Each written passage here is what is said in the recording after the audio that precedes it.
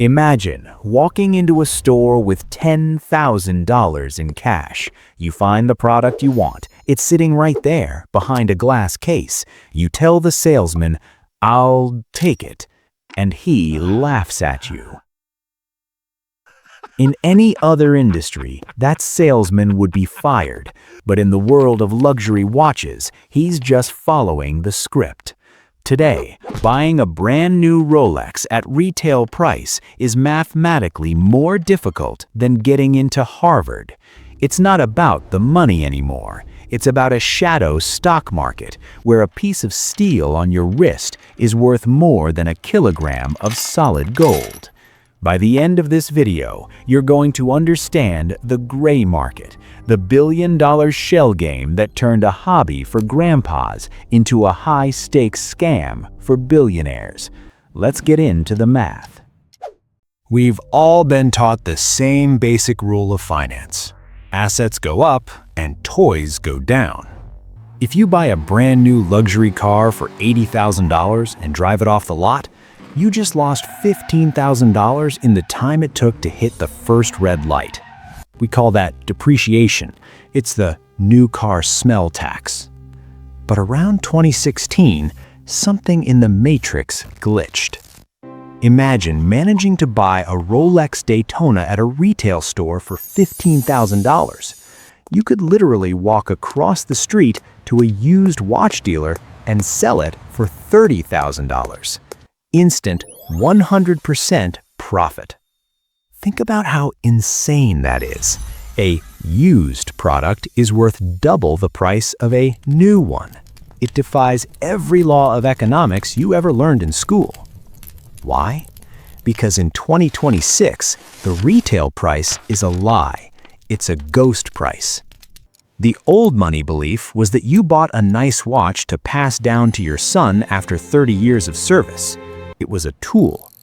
The new reality is that people are buying watches they don't even like just because it's a better investment than the S&P 500 or a tech stock.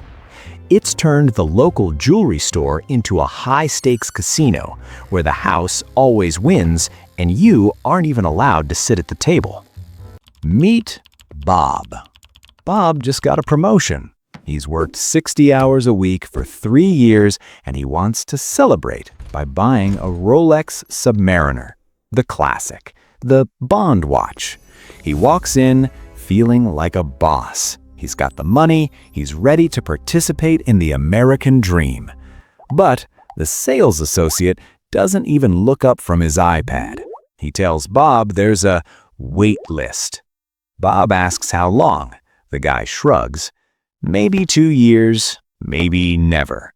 We prioritize our best clients. But then the salesman leans in. He tells Bob that if he wants to build a relationship with the store, he might get moved up the list. How do you build a relationship with a store? You buy things you don't want. To get the $10,000 watch, Bob is told he should probably buy $5,000 worth of entry-level jewelry first, earrings he doesn't need, a gold bracelet he'll never wear. This is called bundling. It's a legal way for stores to extract a bribe from you without calling it a bribe. It's corporate hazing. The system is designed to make you feel like a beggar. You're being treated like a child asking for an extra scoop of ice cream, except you're the one paying thousands of dollars. And the worst part, while Bob is being told to wait, a gray market dealer walks in the back door of that same store. He buys 10 Rolexes in cash, pays a secret kickback to the manager, and uploads them to his website an hour later for double the price. The system isn't broken, Bob. It's working perfectly. It's just not working for you. Let's look at the leaking bucket metaphor. Rolex makes about 1 million watches a year. That sounds like a lot, right? But there are roughly 60 million millionaires on Earth. If even 2% of those millionaires decide they want a Rolex this year, the supply is already gone. But it's deeper than just supply and demand. It's about something called a Veblen Good. In a normal world, when the price of something goes up, people buy less of it. But for Veblen goods, like Ferraris, Birkin bags, and Rolexes, the higher the price goes, the more people want it. Why? Because the price is the feature. But here is the human value insight that an AI or a textbook won't tell you.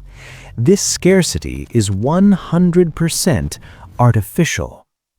Rolex could build more factories. They have the money, they have the technology. But if they did that, the magic would die. If everyone can have it, nobody wants it.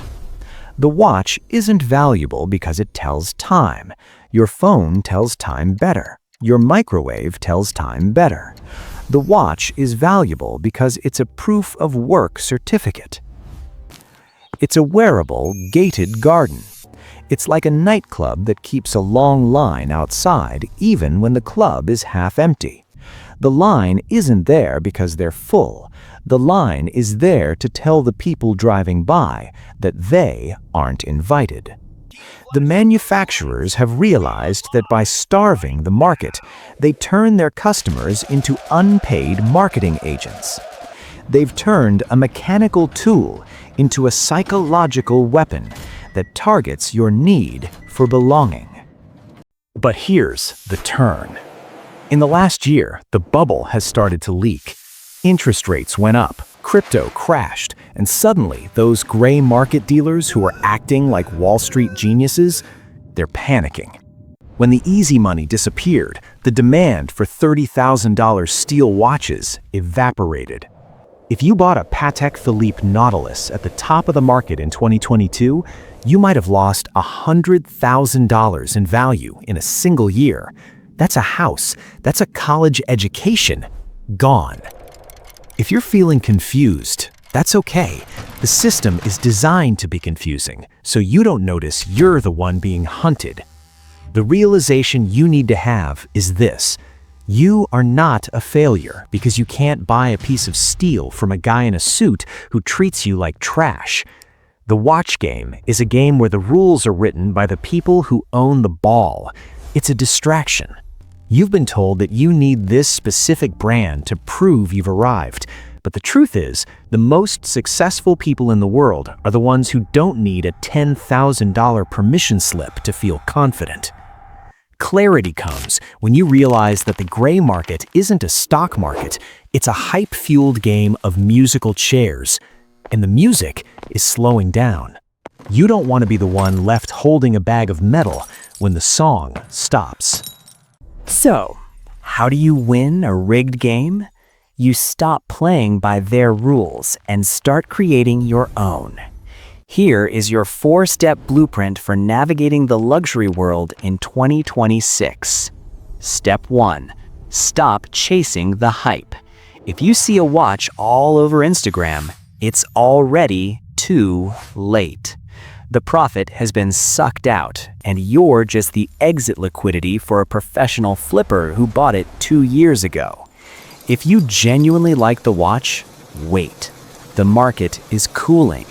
Patience is your biggest financial leverage. Step 2. Look at the neo-vintage market. This is the secret path. There are incredible watches from the 90s and 2000s that are objectively better made than the mass-produced stuff today. Brands like Grand Seiko, Zenith, or even Hidden Gem Omegas offer 10 times the value without the waitlist humiliation. Step 3. The 10% rule. Never spend more than 10% of your liquid savings on a luxury item. If the watch costs $10,000, you should have $100,000 in the bank. If you don't, the watch isn't an asset. It's a liability that's keeping you poor. Step 4. Invest in the wrist, but don't forget the bank.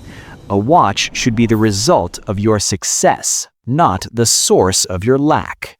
Real wealth is silent. Fake wealth is loud and usually has a 3-year waitlist. Now, I want to hear from you in the comments.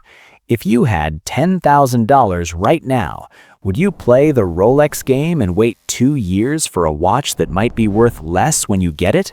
Or would you take that money and invest it in a boring index fund that actually pays you? Be honest. Are you buying the watch for the engineering or for the way people look at you in the elevator? I read every single comment. Let's get a real debate going. The gray market proved one thing. We live in an era where status is the most valuable currency on Earth. It's more powerful than the dollar and more volatile than Bitcoin. But remember, currency is only valuable as long as people believe in it.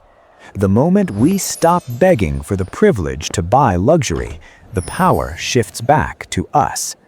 A watch can tell you the time, but it can't tell you your worth. Don't let a marketing department in Switzerland decide how successful you are. If you thought the Rolex market was a scam, you haven't seen anything yet. Next week, we're going deep into an industry that is even more rigged, even more manipulated, and even more emotional. I'm talking about the diamond industry and why that investment on your finger is actually a 50% loss the second you leave the store. You don't want to miss that one. I'll see you in the next one.